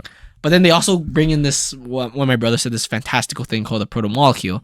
Background to that, it's like it got shot to the solar system 2 billion years ago or something. Yeah, and they found it behind one of the moons or something. They found it behind, I think, Neptune or something, or somewhere. And the whole goal of that protomolecule is actually just to infect the entire race and stuff. That's what happened in the first book, where infected waste turns on to like vomiting zombies. So it turned into like a space zombie thing for a while. And I think you didn't like it at that point. And I'm like, don't worry, the zombies will literally go away. Yeah. So like first book, pretty much this guy called James Holden.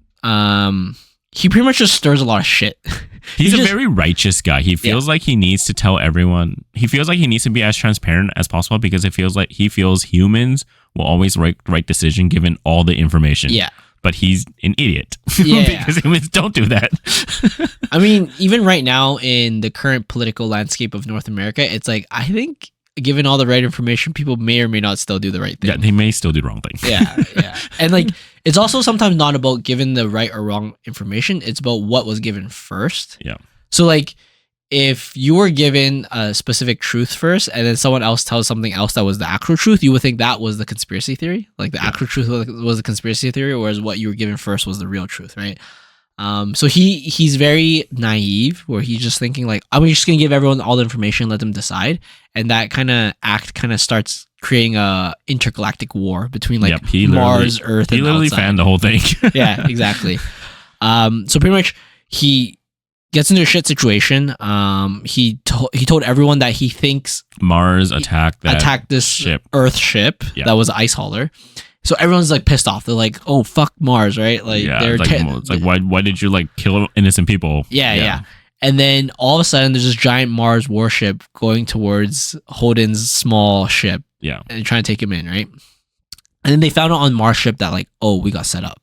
Like we got set up by Mars had no idea what was going on. Yeah, they had no idea. They're like, what the fuck? We got set up hard. And then I think it started with there was a beacon, a rescue beacon, SOS beacon. Yes. Yeah. And then the ice hauler went to, because the rules in space is if you hear SOS beacon, you respond to it. It's kind of like in the ocean. Yeah. If you see an SOS, any ship that's nearby has to respond to it. It's like even more serious than Navy stuff. So like in naval stuff, there's like certain rules. Like you can't take out engine of a boat and not rescue them. So like if you're a military in the ocean, and you take out these like, you can't just let people die. Yeah, and like if you take out these pirates' boat, you still have to rescue them and then bring them to shore. Yep. Yeah. So it's very similar where like the rules there are very strict because death is so easy in space. So it's like super super strict. Like you have to like there's a beacon, you must go, right? Yep. And that's what started all the shit with Holden going to this beacon ship and then seeing like, oh, it looks like Mars stuff was here. Why is it here? And then a random ship came and blew up the ice hauler, right? Yep. And then he kind of thought he was doing the right thing by connecting the dots and saying like, Mars did it. Mars set this up, and he just kind of just said that, right? Everyone got super pissed. Mars got super pissed. Yeah, and they picked him up. And then they got boarded. Yeah, Mars got boarded. They picked him up, questioned him, and then they're like, wait a second, I think we got set up here. And then their whole warship got blown up. Yep. And for some reason, Holden is like the luckiest motherfucker, and he has like super plot armor because he escapes every time something bad happens. He escapes. He literally hijacks. He hijacks like a. They sent him on a Mars corvette, like a smaller warship. Yeah. With his remaining crew members. Yeah. And that and then he basically turns into his ship. Yeah. Right. Exactly. The Rocinante. Yeah.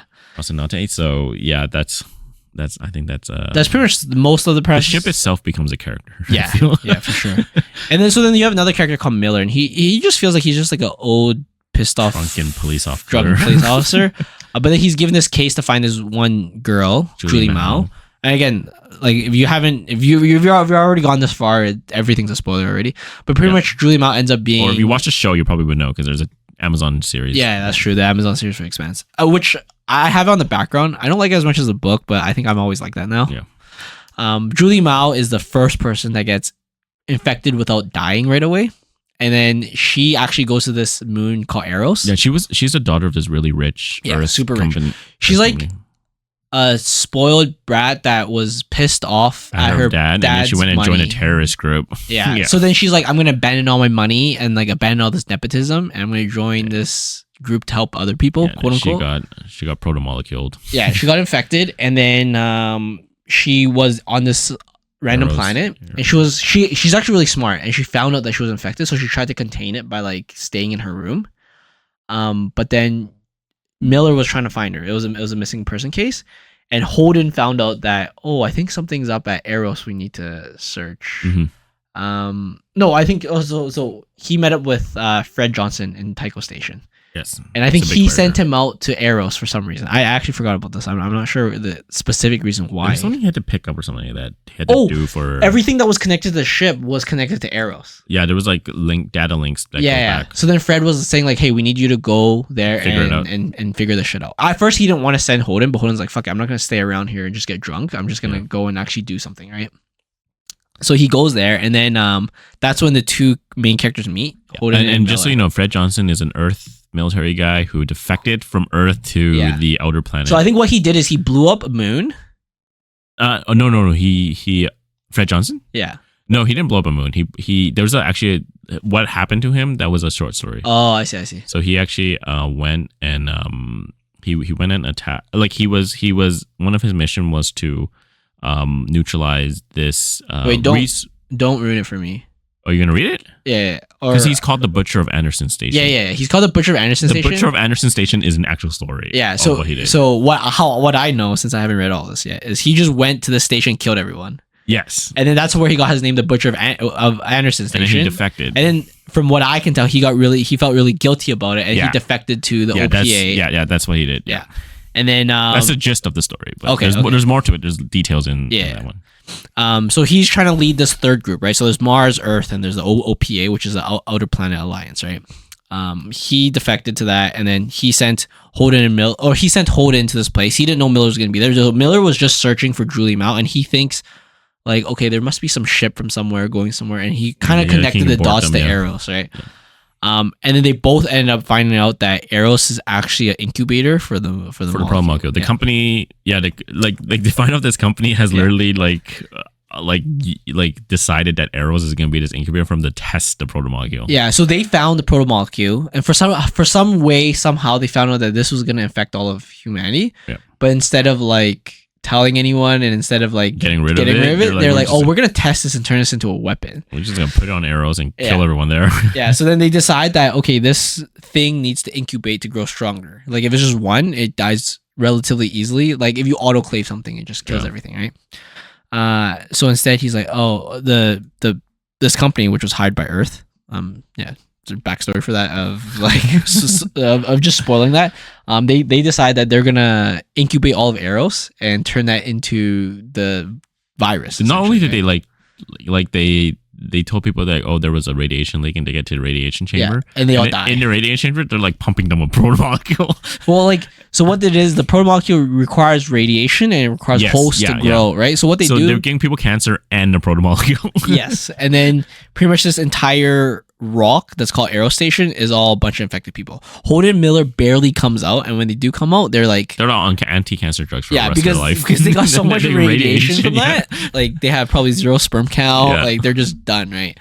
That's crazy. I didn't realize how effective it is and how fast radiation gets you. If you have a strong enough dose, it will kill you right away. Yeah. If you get like a lower dose, like it biologically change. Like you get sick. You get radiation poisoning. Yeah, I don't know too much about biology, but I didn't realize like how fast it affects you and like how severe it is, right? So that's why people wear the whole like bunny suit and shit when they do all that. So that's pretty cool. And then pretty much you have a giant rock now that's full of zombies, I guess. Just this molecule. Pukey people. Yeah. And for some reason there's a feed of like a noise coming out of the station. Mm-hmm. So it's just like background static noise, but it's always like someone singing or someone talking or like just really it's like weird a pattern shit. Too, right? They notice it's a pattern.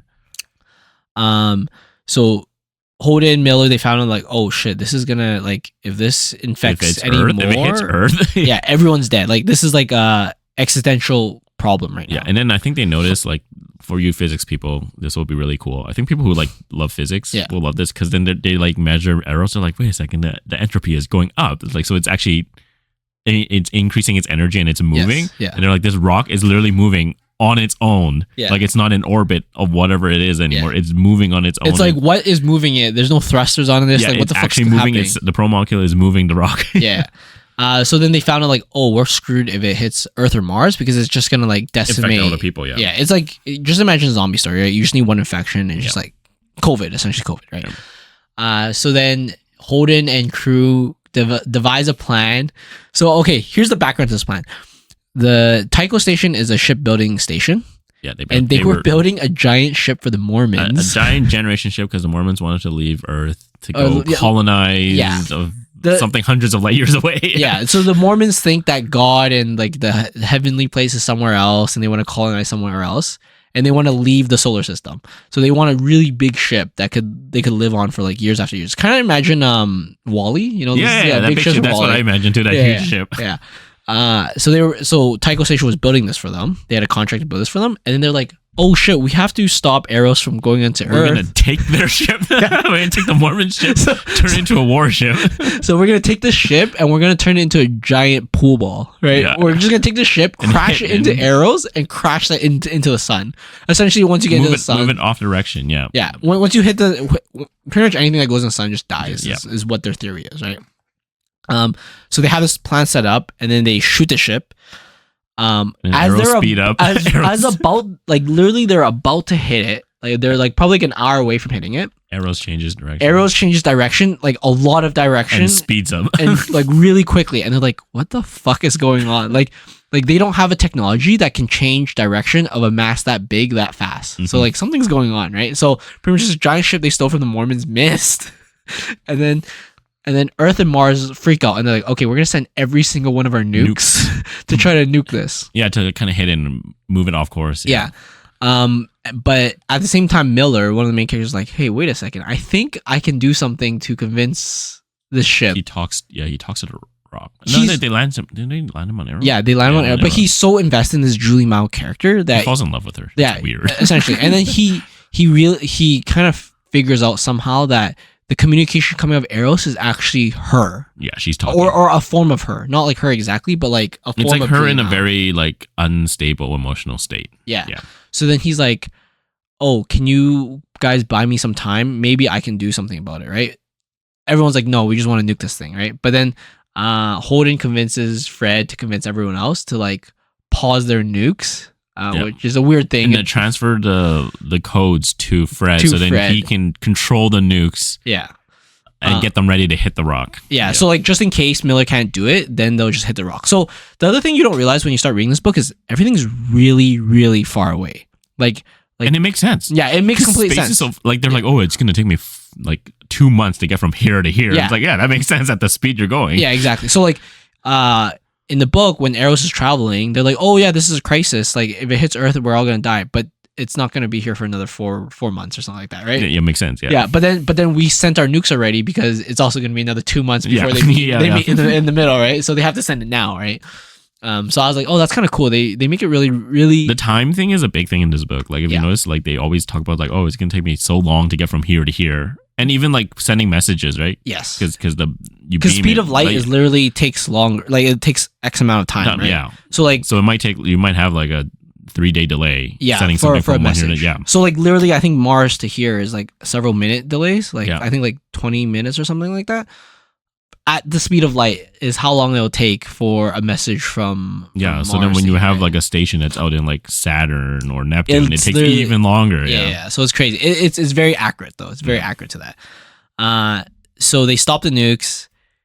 Miller somehow finds. Oh, Miller has a bomb strapped to him. Yes, he was gonna blow up. He's carrying a bomb with him because his plan was that okay, if this doesn't work, if I let go of this bomb device, the bomb's gonna go off and I'm gonna blow everything up on Eros, right? So like worst case scenario, the plan still works, but Miller still wants to try because he's so in love with this Julie Mao character. He still wants to try to like talk to her and see what it is, right? And then he ends up actually finding Julie. And what happened was they found out that the protomolecule is like a dumb molecule that just wants to infect things. But the first thing it infected was Julie, and Julie's smarter than the protomolecule. So trying to control it. So they merged together, right? They found out that, oh, this multi-cell organism is actually really smart. So instead of just taking it over and turning it into like a single cell zombie thing, we're going to merge together with it. And then you kind of get the sense that, oh, maybe Julie's kind of controlling everything now. Because she's the first infected, right? She's like patient zero, right? And okay, long story short, Miller ended up convincing her that Holden told him that Venus is like you're allowed to take over Venus, right? Yeah. Tell the protomolecules like you can colonize Venus. Yeah, like because like the protomolecule still wants something, right? And then he convinced Julie like, oh, just go to Venus. We'll just take over that, and then they end up taking over Venus. They crash land into Venus. Yeah, that's it. So the first book literally ends.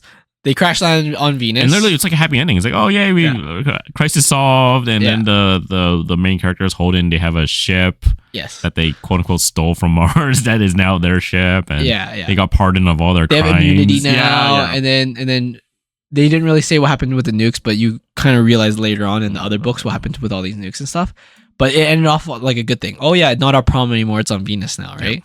And then it's a 9-book series, so you guys know there's more to come after that. But yeah, I thought that was really good. I really, really liked the science to it.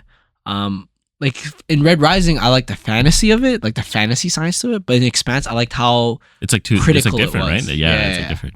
It's like how I kept explaining to my brother. It's like Earth started at one point, and the Expanse authors took one step, and then the Red Rising authors took a different step. Yep. And then that's what created these two really different universes, but still based on our current Earth. Yeah. Which is really cool because like later on you'll see a lot of the same stuff they reference is exactly the same. Like there's these moons I learned about that both me and my brother learned about. Like Ganymede's a moon, Europa's a moon. I think Io is a moon or something like that.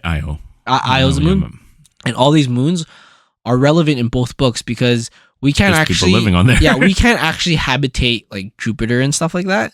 Yeah, it's like gas giant, but we can live on their moons. Yeah, exactly. Like it's just a gas giant, but the moons is possible, and they kept referencing these moons, and it's very based on reality. Like if we were to colonize something, it'd have to be these moons, right? Yeah. And I think something is very special with Ganymede too. Something about like it actually having like a magnetic pole and stuff. Yeah, so it's like kind of like pseudo Earth. Yeah. So like all these moons keep getting referenced in all these books, which is really cool. Like I like the merge of the two. If you ever read Red Rising and The Expanse, you'll kind of see what we mean. It's like they're not the same, but I would say Expanse is definitely a more like if you want political drama, more like definitely if you want like it feels very like character driven. Yes, character driven, less plot armor, character driven in this world that they can't control. Yeah. Whereas Red Rising feels a little bit of the opposite. It's more plot driven. Yes, right, more plot driven and more like. The characters can actually change the will of the plot sometimes and bend it. Yeah. Whereas The Expanse is almost like you're this tiny little speck in this huge theater, in this huge space. It makes it so realistic and so, I don't know. It makes you feel small. That's why Expanse makes you feel small. Like Red Rising makes you feel empowered. Yeah. It makes you feel like you should fight against injustice and all this stuff. Yeah. But The Expanse doesn't really have any political agenda. It literally is just a cool it's just story. Telling you like this is what people do. Yeah. Because people have different agendas it's similar to like how Game of Thrones, like I feel like Game of Thrones, there's so many conflicting moral stories that they try to tell, but they're never really concrete on one. They're just like you take the story and it's a story. Yeah, like, and you know what? It's kind of I don't know if you heard this before from George R. Martin. He said like there's two when people write epic stories. Yeah, there's two types of writers. There's the he called himself the gardener. Yeah, and then there's like I forget what the second term was, but he said he's a gardener because he plants a bunch of plants and he just maintains them and gardens them and let them grow how they're supposed to grow. Yeah. Whereas I forget what the second term was, but the second term is basically someone who guides the story. Yeah. So The Expanse and Game of Thrones are like a gardener story, right? They just take care of the story and let it organically grow. Yeah, like they just use logic and human desires and motivation to let the plot grow. It's like obviously this person would have done this if I was in his shoes, so therefore that's how they're gonna go. Like they don't care if it like or like sometimes characters will surprise you, but they have a different like something change in their life that surprise you to do certain things. Yeah, like the surprise is based off something logical. Yeah, like their motivation changed and therefore their action changed, and that's what created that. Whereas like Red Rising is more like he's guiding the plot by you know pushing characters in a specific way. But both very enjoyable. Like both very different, but both extremely enjoyable books. Yeah. We probably don't have enough time to keep going through Expanse, but what do you think of The Expanse? It's good. No, I really enjoyed it. I think I get that George R.R. Martin-esque of it, and I feel like if people are pissed about the Game of Thrones series, read Expanse. The Expanse is actually really good. Yeah, the Expanse is actually a really good alternative to it. Depends. Like I know some people like the more fantasy shit, but I think the science shit is really cool. Very, very realistic. Yeah, we don't have enough time. I actually, eventually, when you read more of the Red Rising book and when I read more of the Expanse book, we should break this up into two individual series. One on Red Rising and one on the Expanse. And that would be so we'll probably just go through each book. I mean, because it takes us so much time to even go through the summary. Dude, and I'm so crazy about the books because there's so much cool shit they do in that I don't even see in TV shows. It's Or like what, like just Red like Rising? plot wise Yeah. and like the things they do. I just feel like it's so next level. Well, I feel like they try, but they can't do it. Like, did you hear that quote from The Witcher? You know how like The Witcher had this whole backlash. Oh, I didn't hear. So that. I read all the Witcher series. The books are good, but the TV series don't capture justice of what it is. Yeah, because most of the book is in the head of Geralt, the main character, right? Yeah. And you can't write that into a TV show. And the writers actually said, like, when people asked them, was like, "Oh, how come you changed the plot? Like, they literally changed the whole plot. It's not even the same as the book anymore." Yeah. And fans asked the writers, like, "Why did you guys do that?" And the writer said, "I'm better. I can write better." Yeah. It's like, but how does that make you feel? It's like you took the source material and you say you can write better. Then why don't you just make your own show? Yeah. Like why even fucking use this? Right? Yeah. Yeah. So I feel like TV shows suffer from them because they feel like they have this arrogance where they feel like they're the better medium. Yep. Right. Yeah. I think TV. I'm not sure how much better it can get. Like obviously shows will slowly get better and better, but there's something about books that you just can't get rid of, and I feel like the act of storytelling will evolve one day. Yeah. Like when there's better technology where you can like tap into shit like VR and stuff like that, there has to be a better way of telling stories, because I felt like for a while it was word of mouth was so good, and then books allowed you to have history. So word of mouth, you can only hear so much from someone telling a story, right? Books allowed you to have the history, and then shows allowed you to have the visuals, right?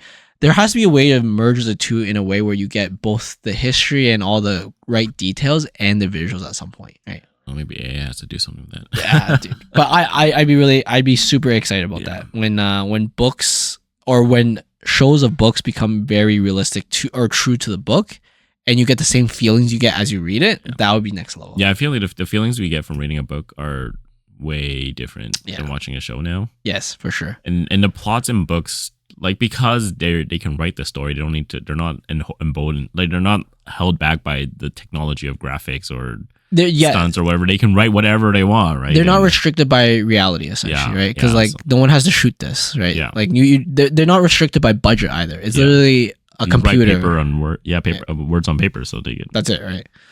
All right, cool. This is our first book thing. I want to do more of these eventually, so we'll figure out. We'll get some feedback and we'll see how to guide these. How many listeners do you have now? I don't know, probably like 10, honestly. Still 10? Probably. You're not into 100? Are you even monetized yet? No, we're not. I don't care about. Did you put ads on? No, I don't care about doing any of that stuff. Just because it's like for fun, right? Okay. Like I literally just wanted a conversation with someone about these very specific things of the books, and I think this is a cool medium to do it on. Yeah. I'm still reading lots of different books, so all right, I'll keep introduced to more. Hopefully, by the time we're back, I might be way further on in the Expanse. I'm pretty much finishing one book a month now. So you might actually catch up to me. I'm on the second last. I might start the second last. I just finished the 7th book.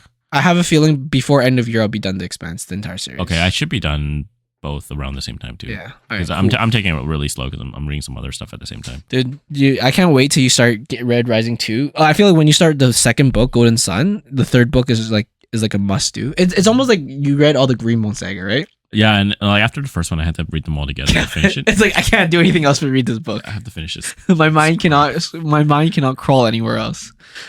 All right, cool. I also want to do one eventually on the Greenbone Saga, but I have another friend, Bush, who's reading it right now. Did he finish it? You can have a three-way conversation. He finished the first book. I'm waiting for him to do the second. What was his thoughts? He really liked the whole because I kept telling him it's like Hong Kong gangster shit. It is Hong Kong gangster. And then he's like, oh, he really with a little bit of like the Japanese Yakuza in it. Yeah. He said he really liked the whole like finger fist and Weatherman and all that shit. I was like, yeah, it's really cool. It's like a really cool system. But yeah, I'm excited for more books. So we'll see you guys later. Thanks for tuning in. Bye.